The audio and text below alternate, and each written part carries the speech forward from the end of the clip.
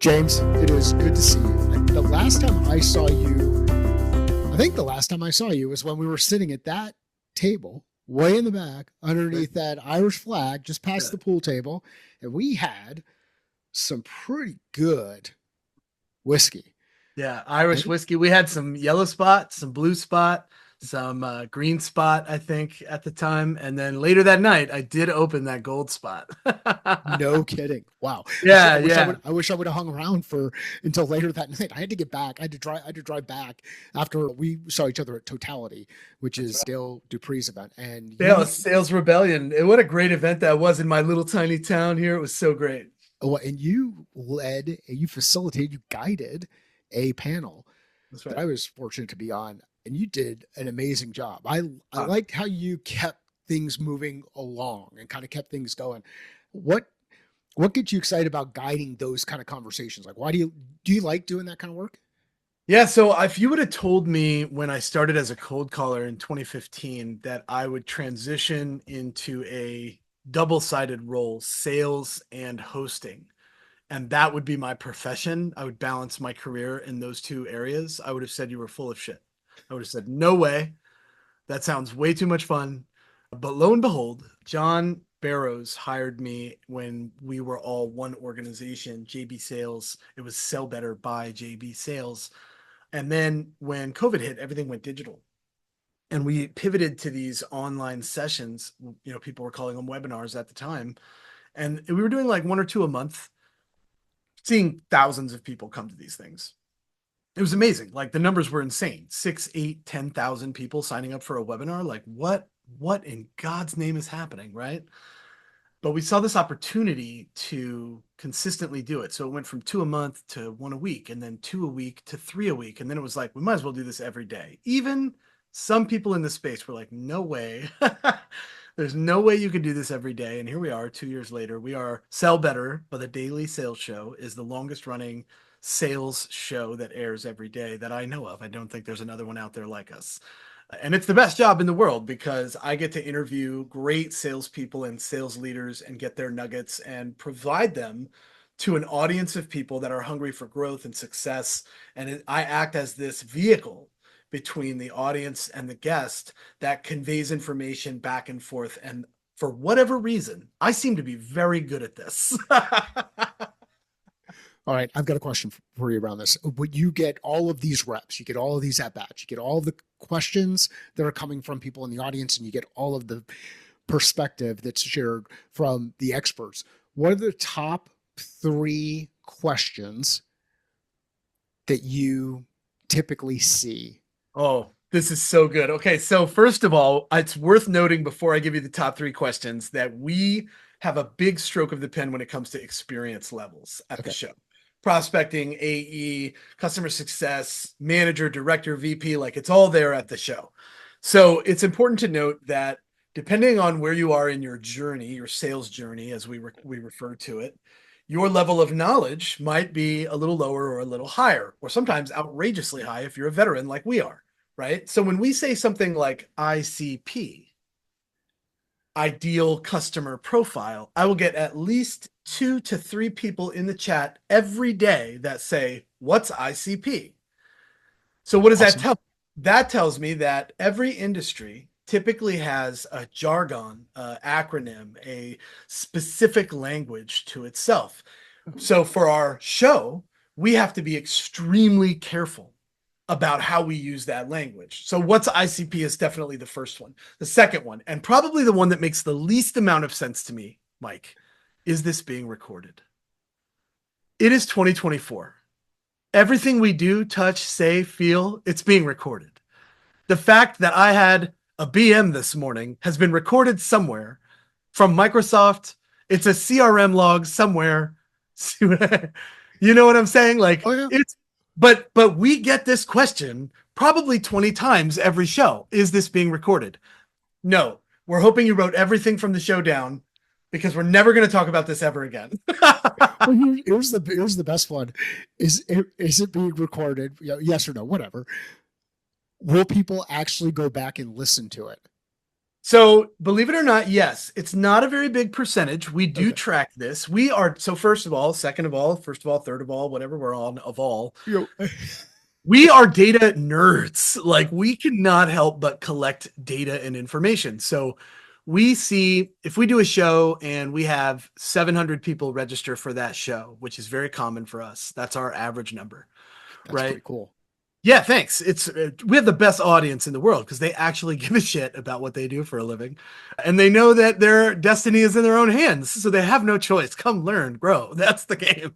So we do the show, and we have 700 people. We average anywhere from like 30 to 40% show rate. So let's say 150, 140 people are in the room.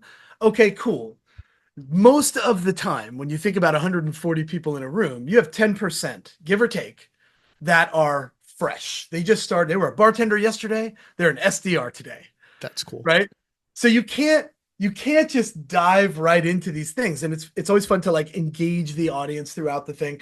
There is a living, breathing connection between who's in the audience and who's in the hot seat being asked the question. And if you can be a facilitator of that, you can answer any questions that come your way. The third and the most prominent question is, how do I get some of your energy? I get that one a lot. And the Okay. truth is that I don't really know where it comes from. I'm up early before the sun and it just stays like this all day. I can't explain All right. it. So those are the three ones. What are some themes that Yeah. are sales specific that continue to persist, Mm. even though many of us might say you should already know that, or that's already been discussed, or any of We, those kind of things. Like man, give me three of those, we and say then that stuff all the time, Mike. So here it is, right? What's a good subject line?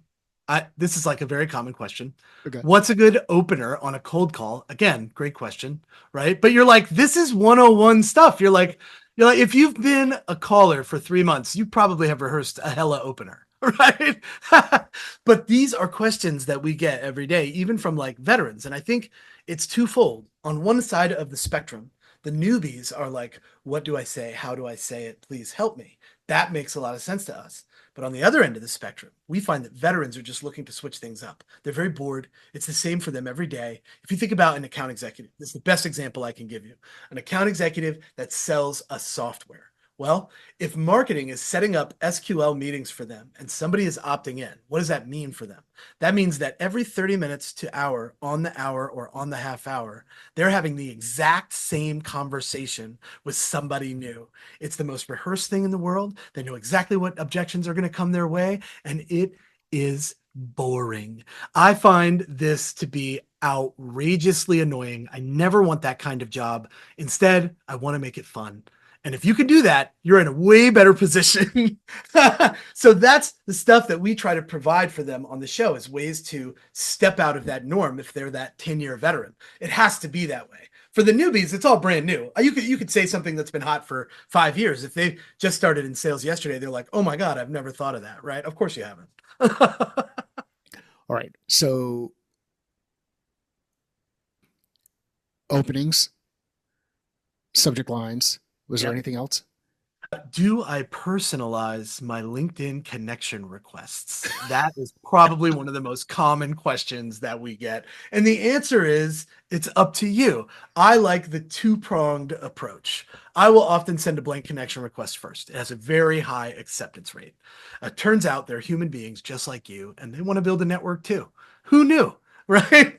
The other part of it is the personalized message. Now, you can go one of two ways. I find the personal connection to be great. I'll give you a great example. I had a guy, his name is AJ. He's with a company called Parakeet. Shout out to my friends at Parakeet.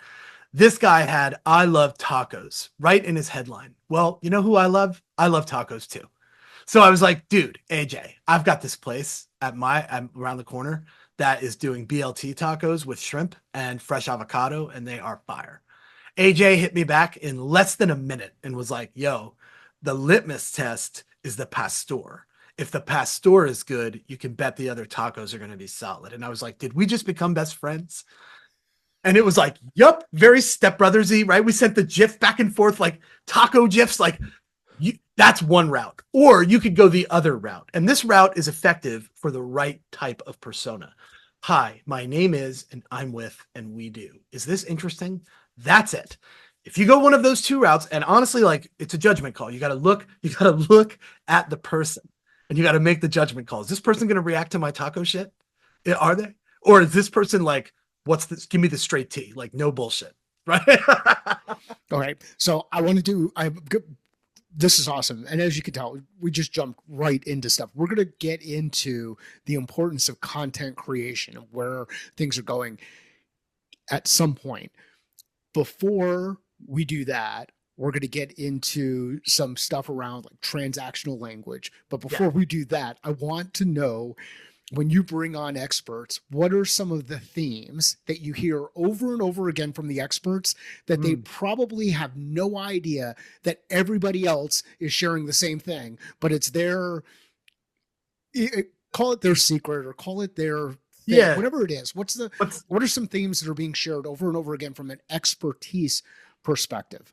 Yeah, so I think we hear a lot of the same tips and strategies. So I'll give you some really hot ones that we hear a lot. 1 to 2 word subject lines is very common to hear on our show. The inflection in your voice when you call, a downward inflection. Hi, is Mike there? Has a much bigger effect than is Mike there? Right? It sounds a little like, I don't want to talk to that second one, right? So that's a good one that we hear a lot on the show. Another perspective that we have is X amount of touches over X amount of days. Now, I would love to tell you that I have 100 guests and they all basically have the same answer for this. I would be lying to you. The truth is that it depends on a lot of variables. Your vertical, the industry you're selling into, the persona you're selling into, the trigger that you might be using, some kind of timeline that you happen to know they're under. The truth is that it varies quite a bit, and the silver bullet exists for you somewhere, but you have to find it because everybody sells differently and everybody has a buyer persona that's attracted to their type of selling. And everybody has a buyer persona that's repelled by your type of selling. And as soon as we realize this, we can stop taking it personally. It's fucking awesome. Here's the beauty of all of this stuff. If you listen to like just kind of the thread that went through everything that James shared as he was going through it, number one, go out there and test shit. And when you test shit, look at the data to determine, did it work or did it not? If it did, do more of it. If it didn't, change it up. Did I enjoy it? Did I like doing it? If you did, do more of it. If I feel like the experiment play is really underutilized in sales. Why? Today. Well, because I think we're so afraid that we're going to miss a big opportunity, right? And the truth is you have to earn a big opportunity. Everybody has this myth that opportunities are created. And because that's how sales trainers and salespeople talk about it. Opportunities are created. Hey, go into your CRM and create an opportunity. Hey, great call right there. Make sure you create the opportunity. The truth is nobody says what's really happening. Nice job earning that opportunity. Right? That is different. It feels different. It means something different. When you earn an opportunity, the likelihood of it crossing the finish line is pretty high. But when you just create opportunities, well, I'm just making a big giant pipeline so that when I get into my quote unquote forecast meeting, I could give my leader all this information about things that maybe are going to close. We need to run very conservative pipelines. We need to be very targeted. We need to be extremely personalized. The day of make a list and send the same message out to everybody are over. And if that is still your MO, you are way behind on the times. Join us in the 21st century, please. This is one of those areas where I really like the shift in perspective to build. And you can apply any other scenario to it. Additive manufacturing, as an example, is iterative. You're adding additional layers each time and you're creating this thing. So you're building through that process versus a manufacturing technique where you might be milling things out and you're taking things away. So you can add, you can take things away. There's a number of different ways to go about doing it. Figure out your fit as you go through it and get out there and freaking experiment. So let's talk about what I always say, Mike, is that pragmatism is the religion of sales. That's the way I see it. So for the people who don't know what pragmatism. We do what works, right? That is what pragmatism basically boils down to. When you find what works, double down on it, keep doing it. A great example of this is that if you are selling into multiple industries and you find that you just have this gift for hitting the dental industry, well, guess what you just did?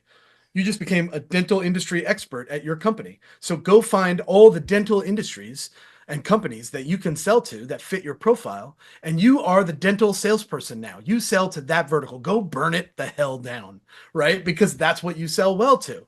If you find that niche, go run straight towards it. Don't shy away from it. Don't be like, oh, I don't want to put myself in a box. No, burn it to the ground because you're going to make a ton of money. You're going to help a lot of people. And you're going to be wildly successful simply by finding that thing that works for you. So let's talk about language. You Yeah. said transactional language versus what? Yep. What was the other side of it? Sales cycle language. Okay. Okay, what's the difference between transactional and sales cycle? So I'm going to give you a good example, right?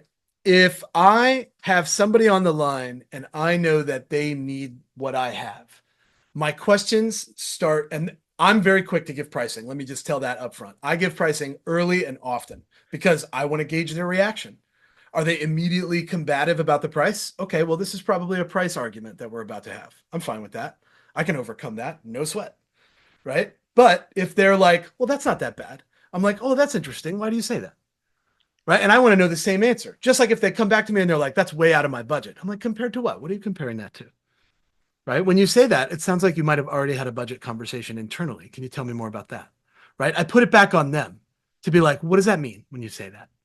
Right. I want to see that reaction early because I can back into the value of why we're charging what we're charging. What I can't do is build up, build up, build up, build up, build up, and then hit them with a price tag that may or may not fall into their comfort level.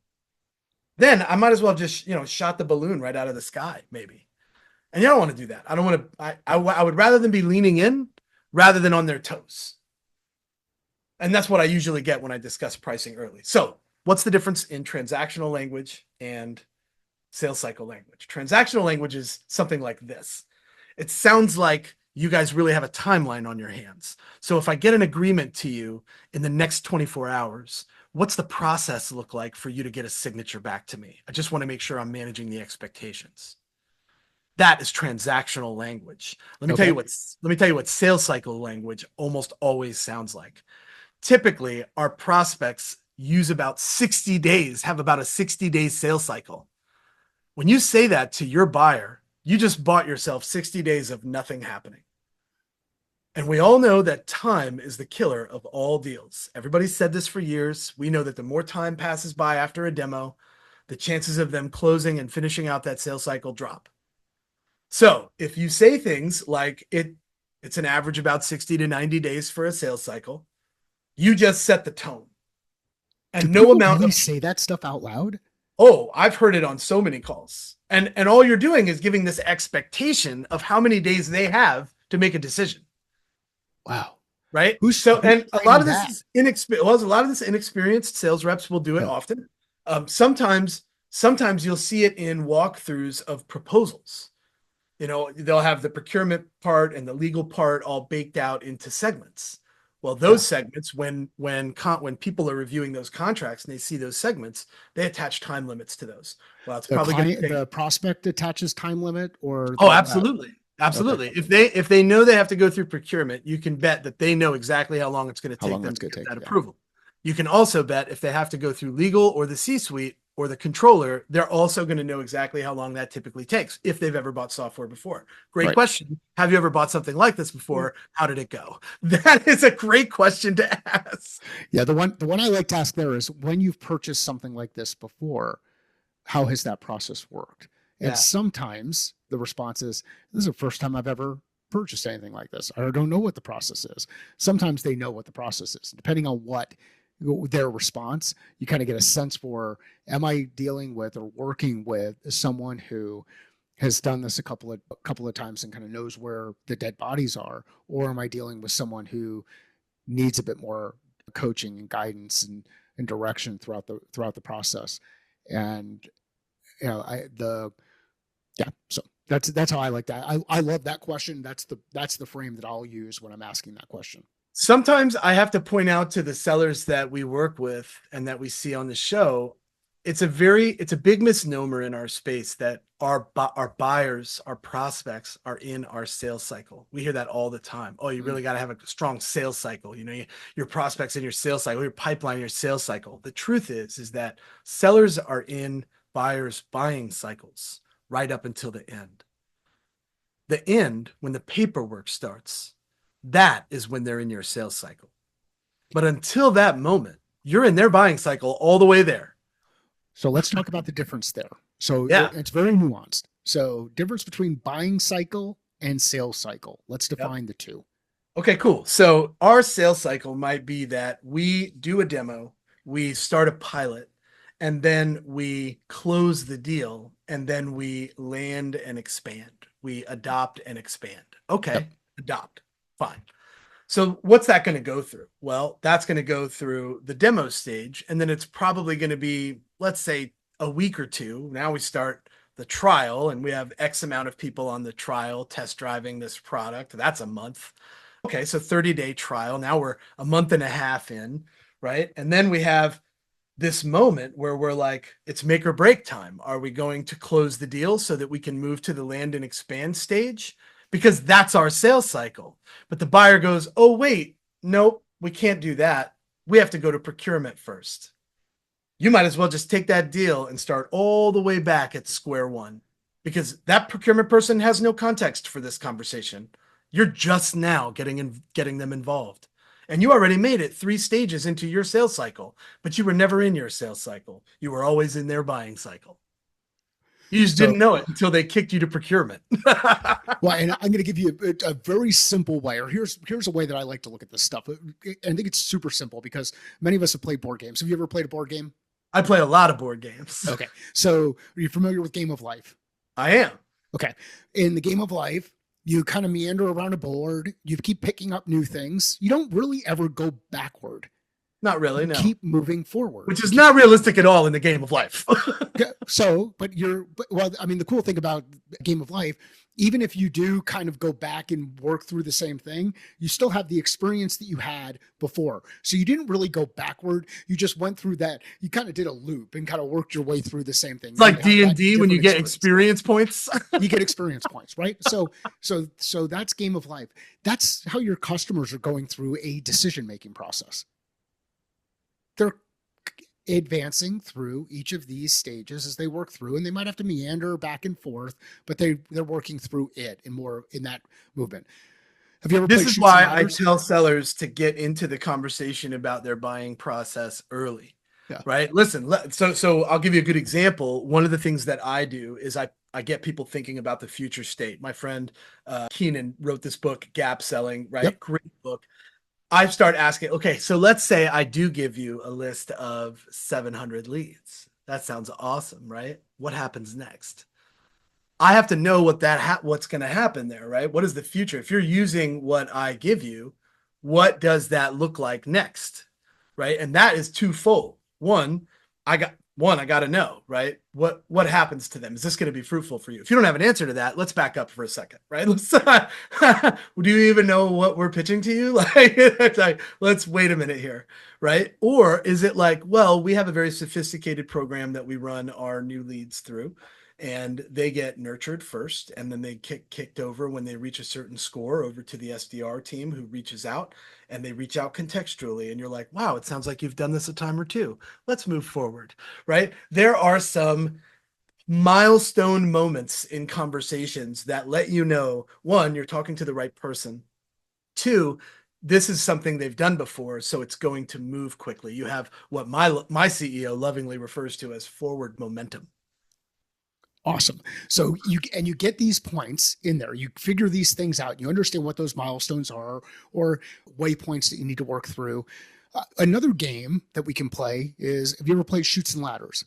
Oh, I think it's called Snakes and Ladders now, right? Snakes and Ladders in the UK. That's a UK thing. Chutes and Ladders when I was growing up out here in the US. That's what it was for me too. Who knows? Maybe we've adopted Snakes and Ladders now, but Chutes and Ladders, Snakes and Ladders, whatever it is, we've all been in that situation where someone says, James, I need a proposal because we're getting ready to make a decision. So can you send me a proposal? James goes, yes, I got a live one. I'm excited. I'm going to throw this proposal in. We jump up the ladder. And then all of a sudden, a couple of steps later, you run into, as James said earlier, procurement. And procurement takes you right back down the slide. And because you went right from initial conversation, validation, to proposal, you missed all of the other pieces that you could have used to build up the likelihood of success. So we have sales process for forecasting, which is more like chutes and ladders. And then on the rep side, you've got your own approach. You've got your wash, rinse, repeat. That piece that James was talking about, where every 30 minutes, I'm getting on another discovery call. I'm asking the same questions. I'm kind of going through the motions. And there are all of these processes that are going around. But I think the dangerous situation that we create for our people, especially new sellers who are coming in, is we say those are all sales processes, but we don't tell them which perspective, or we don't share which perspective, or ask them to put on some glasses and look at it through a different set of lenses. What do you think? Well, I think you have to ask yourself, are you selling this because you can sell it, or do they need it? Right? And if you can sell it because they need it, they're going to buy it. Right? No, and I say this all the time. It sounds creepy and crazy, but like if you think about how you buy things, you go to the grocery store all the time, but you've never gone and bought the milk because somebody from the grocery store called you and was like, Mike, we got the milk. You got to come back because we got the milk. No, you go and you buy the milk when you need the milk. The same thing is happening on the other side of the fence. It's also like a pressure thing, right? Every time we come up against something that sets us back, we look at that as an obstacle instead of a learning experience. So when procurement steps in and you shoot down the snake or the slide, so to speak, whichever one you might be listening to or working with right now, don't hate me across the pond. I think it's snakes for you. You slide down and you start back at the front and you say to yourself, damn it. But the truth is that you have another opportunity to get it right. That deal isn't dead. You just now need to make sure that you're asking the right questions and roping in the right people and going through their buying process so that you don't lose forward momentum. That is such a key factor that so many sellers, it just takes time for them to learn how to do it.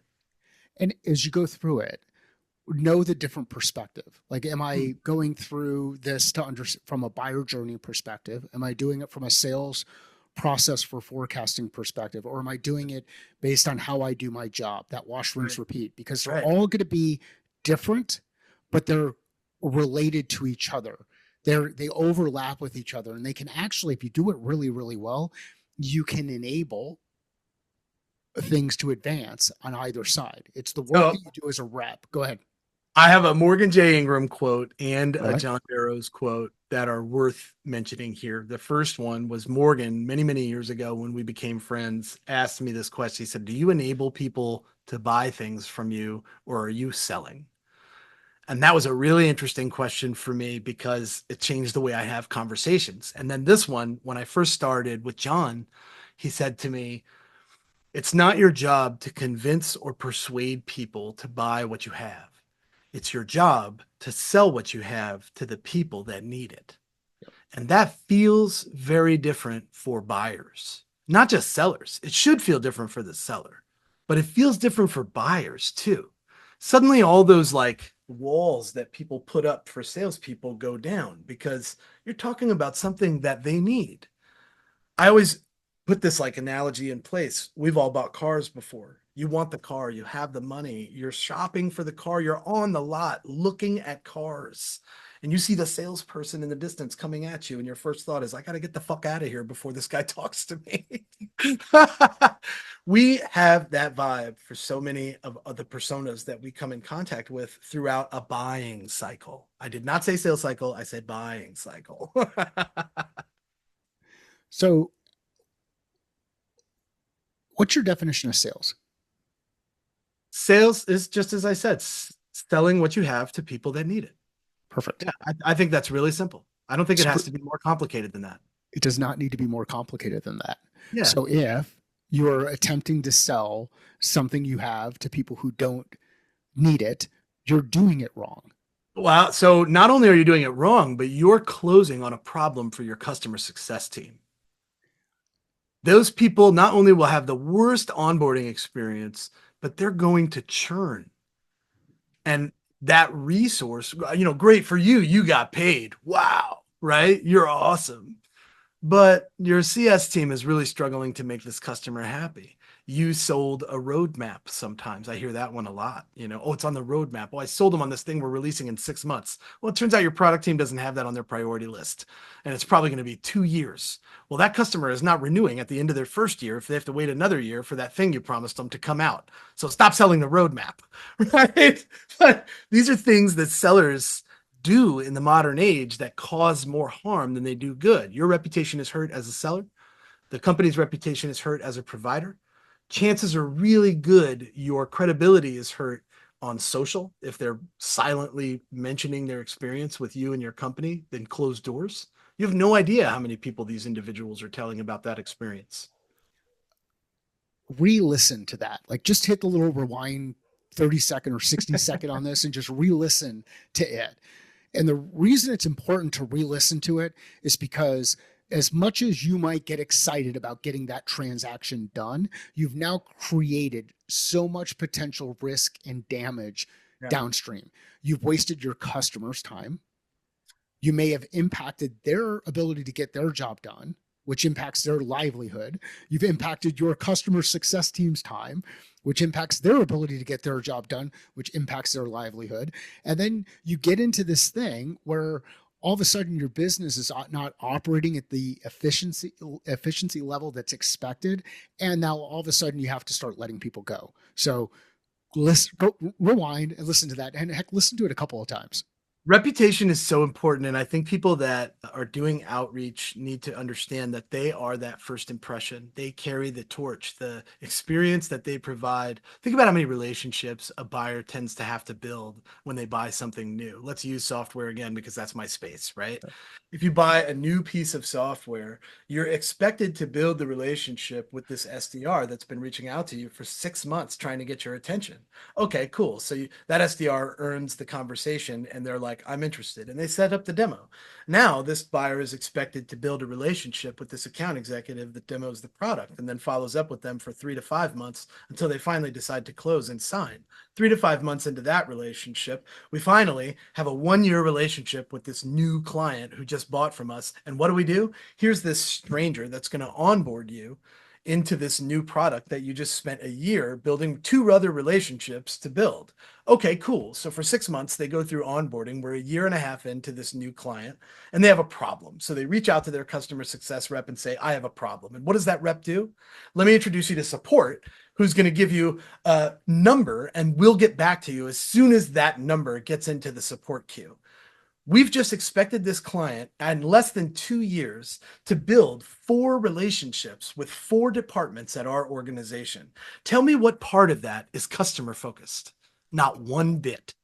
When it gets worse, because we all know in those situations that there are many times where the team that's responsible for implementing on the client side is not the same team that was responsible for making the purchase decision. Amen. And the people who are using it on the client side may not be the same people that are implementing it or made the purchase decision. So now we've got all of these layers of complexity that get added in.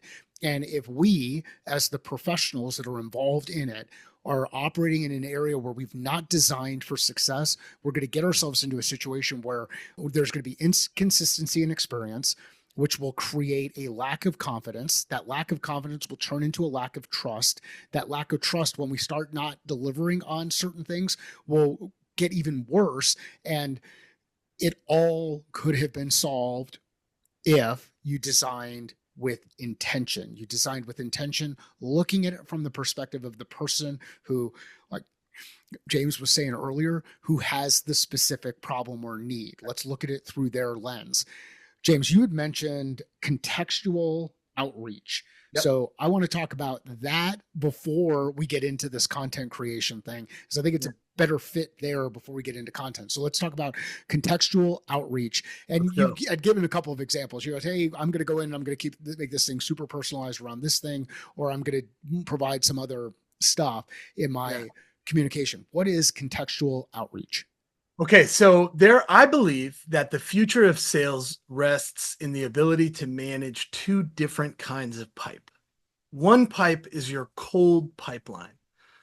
you can write generic messaging for these folks. I'd recommend you don't send messaging out in scale like we used to, because you're going to ding your domain. It's probably going to hurt your deliverability. Lots of tech issues, hardware issues, changes that might be a little bit damaging to your reputation if you do that. But you can write generic messaging and be somewhat targeted with who you send that to cold. Okay, that's one pipeline. You might have a 50% open rate, and you might have a 16% reply rate, and you might generate, because of your ACV, $1.2 million a year for your company just in that cold pipeline. Good for you. But there's another pipeline emerging that's becoming the more effective pipeline, and that's the contextual pipeline.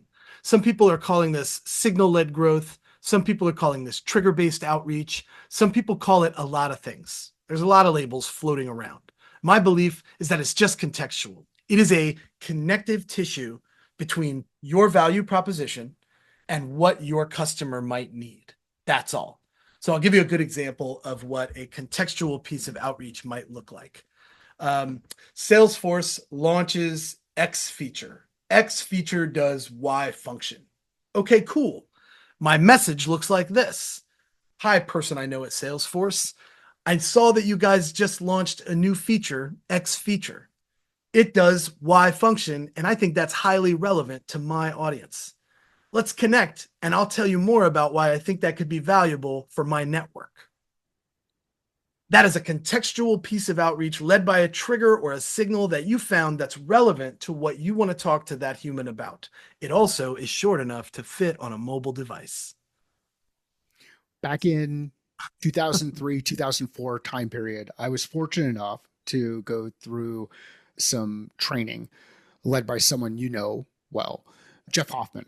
Oh yeah, that guy, I love Jeff Hoffman. The Basho training, and we talked Sure. about Basho and why you now, and Yep. what you've just described there resonates with me because of the foundation that's in that. The context is, James, your comment on the Find My Catalyst podcast around transactional sales cycle or whatever, or transactional cycles. It inspired me to, or it compelled me to think this. Who would you recommend I speak to about that? Whatever that thing is. And the thing that was really cool about Jeff's training is the who would you recommend I speak to gives James an opportunity to either introduce me to somebody else or pick it up on his end. And when he introduces me to somebody else, I come back and I ask, hey, why did you introduce so-and-so? Now I've got two potential contacts inside the organization. These are the beauty of all of this stuff. And it goes to one of my favorite quotes, which is the Marie Antoinette one. There's nothing new except what has been forgotten. There's nothing really new here, but it has been forgotten. And now we get an opportunity to go back in and start doing these things and actually engaging with a human at a human level. Because as all of this volume continues to go, you will differentiate yourself from all of the noise when you conduct outreach in context. That is freaking awesome. Well, and it's hard to manage two pipelines, but when you think about what that does, you're future proofing your quota attainment because you're working two different angles. One of them has this really high conversion rate because of the context and the connective tissue, and the other is that volume play with generic messaging with a targeted audience. And you're looking for engagement there, but over here you already have this engagement. So using it to your advantage becomes the lowest hanging fruit possible. I've been doing this for years and it's working out pretty damn well, if I may say so myself. so you mean when it comes to working out, it isn't just about lifting weights or doing cardio. You don't just lift weights, or you don't just do cardio, or you don't just do nutrition. If you do a little bit of all three of those, you might actually figure out what works for you and start moving toward your objective. That's right. I would say that bodybuilders don't run and runners don't lift. And there's a reason why they choose to do the one thing and the one thing only. And it's because the other one is not as easy for them.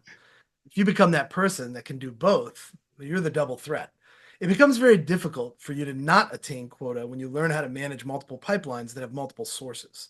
The best salespeople can manage several threads of different contextual pieces of conversation to leverage all types of conversations with strangers. And let's make no mistake here, The job is to talk to strangers. New revenue comes from new conversations. Anybody that denies that, please see me because you're a crazy person. That is not true. All right. So let's shift into content creation. Yeah. And what is it you're seeing there? Why is content creation an important thing for you?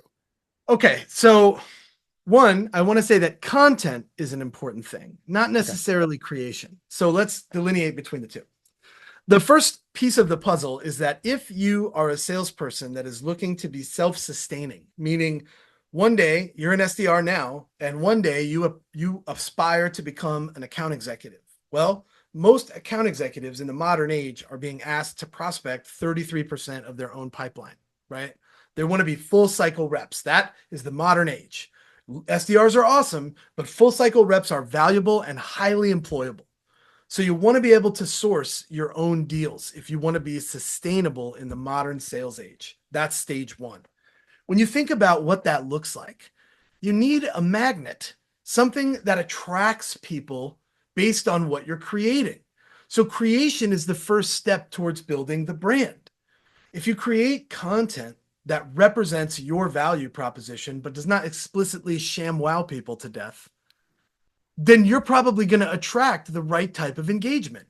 So let's say I sell used cars. I have a friend named Jeff. Jeff sells used cars out of South Dakota. He's amazing. He's amazing because he creates content about life. And he walks around this car lot and all these cars are in the background all the time. And then he's, top performing sales rep at this car lot. He doesn't talk about selling cars. He talks about life stuff. And every once in a while, somebody will see a car and be like, that's nice. And he's like, I'm here, Dad, come get it. Right. But he is doing that to create a brand. I think it's on fire to inspire, which I love. Right. When you think about this type of move for a sales rep, what you find is the magnet. Magnets have two poles. On one end of the pole, they're very wildly attracted to you. It's hard for them to resist. You sell really well to these people. On the other end of the pole, they're absolutely repelled by your persona. They don't like you. They don't like what you represent. They don't like how you talk. Something about you rubs them the wrong way. You will never sell to these people. But I bet you have a colleague that probably could. Right? So be a smart salesperson and do something smart for the sake of your company and pass it that way. Now, why did I say content is important and creation is not? I said that because you don't have to create content. You can be a content curator. I learned this from John Barrows. I thought it was always going to be on me to hold my phone in front of my face and walk around on my property and create content for my audience. But no, I can share other people's created content. And you know who gets credit for that content? I do. Hey, James, thanks for sharing this. James, you shared this and it was wildly effective. Thank you so much. James, I love what you shared about this from that company. Yeah, I did. Let's talk. Right? What other kind of resources can I provide for you? If I become that vehicle for value, it gets really hard to say no to me when I ask you for money in exchange for that value. How do you define value? Again, something that they need. That's what's valuable. Something they need to solve an immediate problem. If you can get there, if everything becomes transactional. If there's a larger problem, that's when you have to recognize the opportunity to change into sales cycle language.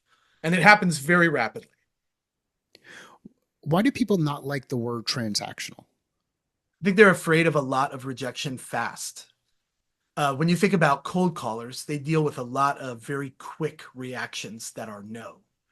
When you think about transactional sales, it's the same, but it's slightly elongated. So in a cold calling example, I'm saying, hi, what's up, Mike? This is James. Do you have a minute before your next meeting? And you're like, nope, no time. Click. Damn, rejection. Next call. Hi, Sarah. This is James. Do you have a moment before your next meeting? Fuck off. Bam. Click. Damn, rejection again. Right? And it's fast. It's quick. It takes a toll on you very fast. But there's very little emotion involved if you think about it. It's really a test of our frustration and patience. That's all. Right? It's, do you have the patience of Job? If you do, you will be a successful cold caller. Right? But when you're talking about transactional sales conversations, there's a buildup. There's tension. There's value dropped. There's interest. There's signals that you're invested in. And then the balloon busts. So that emotional turmoil for us as sellers is much higher. Do you think that we try to make that happen faster then it really can happen. I think that has more to do with the model that you're working than it does the seller. So Okay. I'll give you a good example. Yeah. When we first started collecting great technology for salespeople to sponsor the Sell Better show, we were looking for companies that already knew how to buy ad space. They knew what to do when the show aired and after it aired. They had all the pieces in place, and they could afford $20,000 for 5 shows in a month. They also had the manpower to do it. What we realized very quickly was that this was not the way, because sure, we provide thousands and thousands of leads to these companies, but bigger companies don't need them as much as the smaller companies do to thrive. So what we did was very much limit our TAM. Our total addressable market was limited to these companies with this criteria. Amazing. Don't get me wrong. Like, having a niche audience and knowing where you're strong, we killed it. We picked up some great logos, but the people that really needed it, they couldn't afford it. And we felt really bad about that. So we went back to the drawing board and we said, no, we're not going to do it this way. We're going to do an entry point and prove ROI and earn the right to the bigger conversations. And that's what's working. So don't look at it like it's up to you. Build the model that makes the most sense alongside your leadership. If a PLG, for those of you that are new and fresh to sales, a product-led growth motion, meaning free trial to conversion, is your move, well, get really good at guiding people through that trial, because that customer experience is often going to be the tipping point for if they convert. But if you're that person that just gets the trial start and drops somebody into a nurture campaign, well, that's not a very good experience for that buyer. So let's go back to this curation versus creation kind of thing. Yeah. Let's say I'm new to LinkedIn. I want to be a curator. I want to like this whole idea of curating content sounds really cool. I want to be known as the person who kind of pulls this stuff together, shares it out. Where do I start? Okay, so if it's me, I would start with, what are the most popular hashtags in my space that I want to influence? I want to become an entity. You can use those hashtags when you start putting out your content. So know what they are, use them frequently, because hashtags are very big on all social media platforms for visibility, for what's in somebody's feed.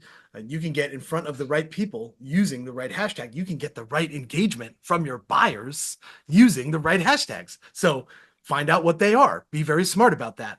The second thing that I would do is I would choose 5 to 10 ideal clients every day on LinkedIn and send blank connection requests. I know a lot of people are hearing that and going, well, that's so hacky.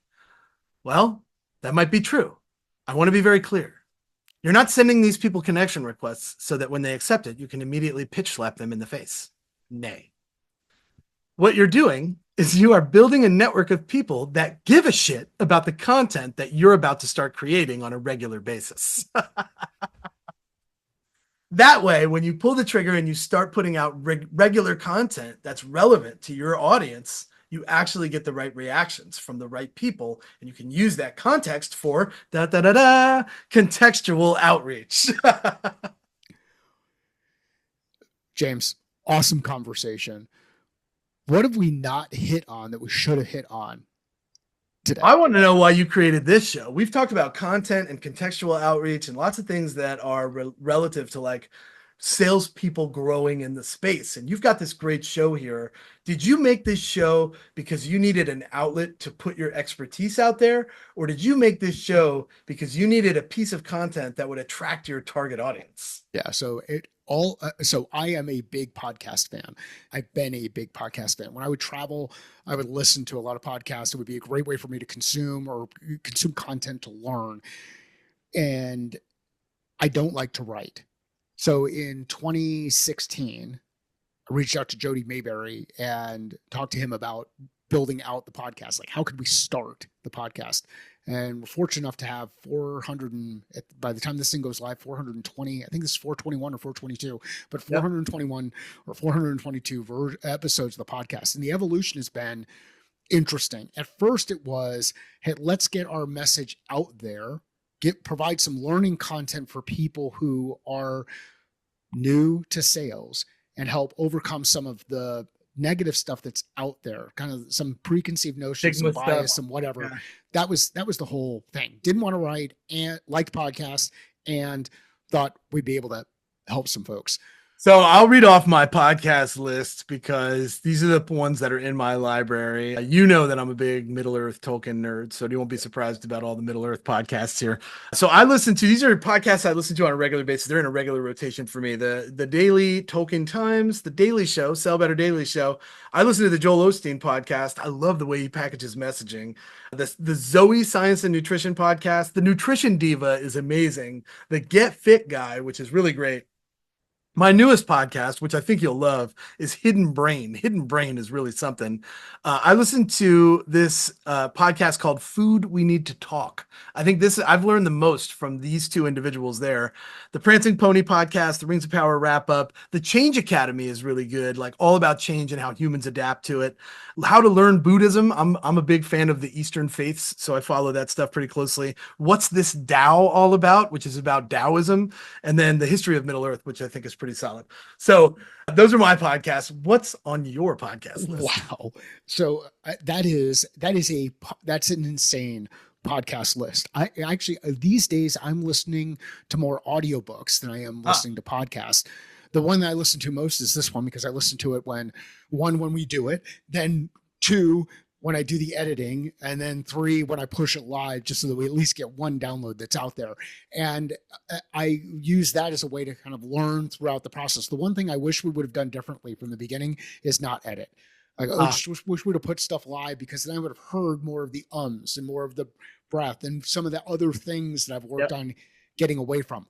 I will listen to Rogan when he's got good people on that I want to listen to. I will listen to Peter Attia. I will listen to Rhonda Patrick. I'll listen to Andrew Huberman. Those are kind of the big ones that are out there. I was a huge Tim Ferriss fan way back in the day. Haven't listened to his stuff as much. There's a fitness coach out in Utah named Dan John. He's been on the podcast before. I listen to Dan's podcast. He does some stuff on YouTube. So those are some of the ones that are in my rotation. Those are much more businessy than mine. Yeah. Well, so it's more. Yeah.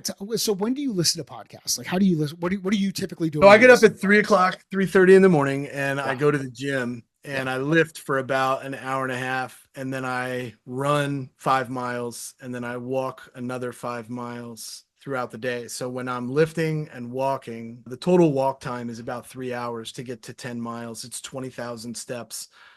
The other piece of the puzzle is the lifting part. So you can imagine an hour and 20 minutes. I could probably listen to a couple different podcasts in that time, depending on their length.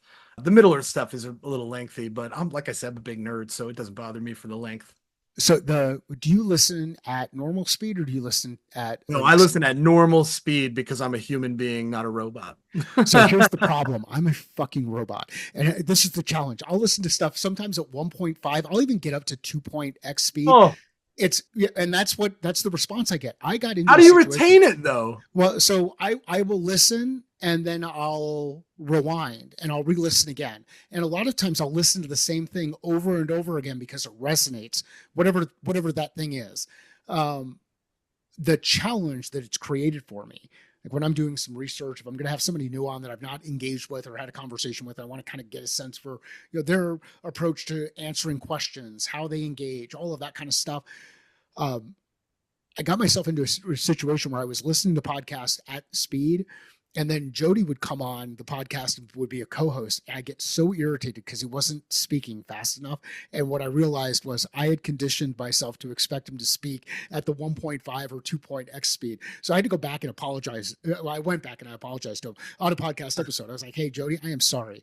In the background, I was wondering why you were talking so slow. And then what I realized is I was listening to you too fast. So I like the way to consume content, both audiobooks and podcasts. Now, there are some times I listen to podcasts where I can't listen that fast because the speaker speaks fast and I lose some things or lose some details. And like you, I like to do it when I'm walking or working out or out on the golf course. If I'm out on the golf course, I'm walking, it's just I've got a voice kind of in my ear going through, which helps me get out of my own head in the golf game. I would love to hear from others and tag James and me in it via LinkedIn or Twitter. I would love to hear from others. What are your favorite podcasts or audiobooks you're listening to now? It's just so that we can continue to build out the library. I have not dug into the Hobbit movie series yet. I just finished the Lord of the Rings series again when I was doing some travel. So the Hobbit is the I'll next. tell you, the Hobbit movies are great movies. It's just that your suspension of disbelief has to take a hit, and then Why? there are some relationship things that are different in the book. If you've never read the book, there's a lot of different things that are slightly out of place in the Hobbit tale. What's the series? Is the Prime where the current series is on? Is that Prime or is that Max? Is Oh, you're whatever? talking about Rings of Power with the Amazon series. Yeah. Yeah, I like it. There's a lot of jaded book fans there. People forget how much criticism the Peter Jackson films got when they came out because they were so radically different than the books. There were just entire characters missing, right? But Wow. you don't have the rights to talk about some of those characters because they date back to the First Age, and that's a very protected time period in the Tolkien family. So they don't just allow anybody to talk about that time period. You have to have the special rights to mention that stuff. So it's a little bit different. You can't even use the phrase, like you can't even put the Lord of the Rings on merchandise unless it's licensed by the Tolkien Society, Tolkien family. No kidding. No kidding. The Lord of the Rings, that is a trademark name that is not able to be used on anything that's not official. So the other question I'm going to ask people to go deep on, and you don't have to share it with James or me on this. You can if you want.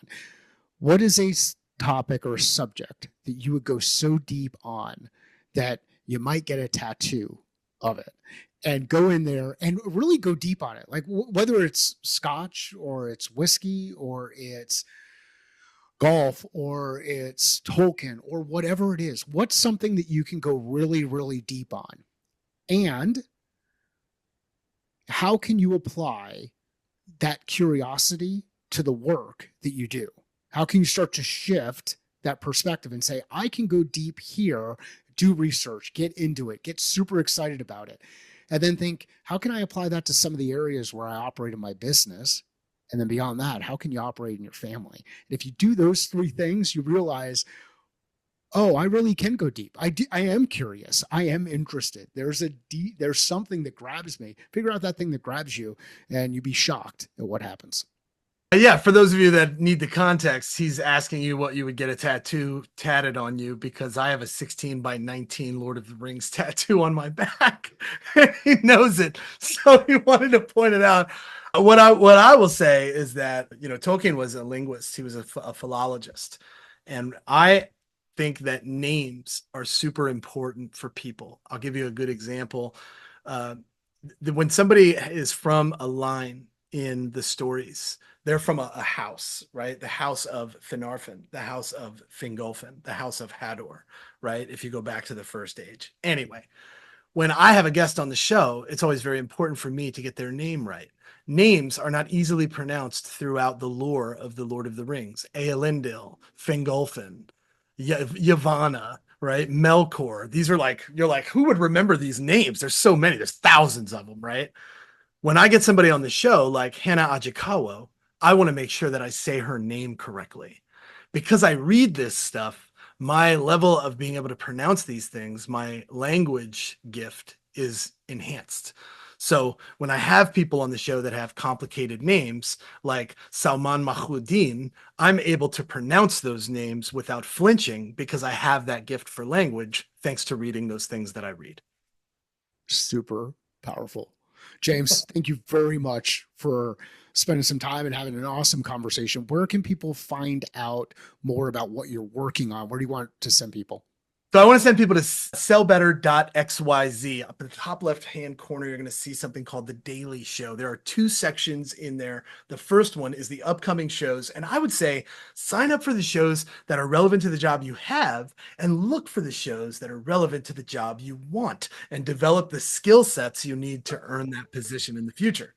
I will also tell you that there's another little toggle there that says on demand. You can go there and you can do a search for the skills that you want to develop, like negotiation, negotiation, like email, like cadences, like cold calling. And you can see all the shows we have based on a topic, based on a skill that you think you could use some help in. So sellbetter.xyz, daily sales show, upcoming shows on demand. That's the best thing that people can do to get the value.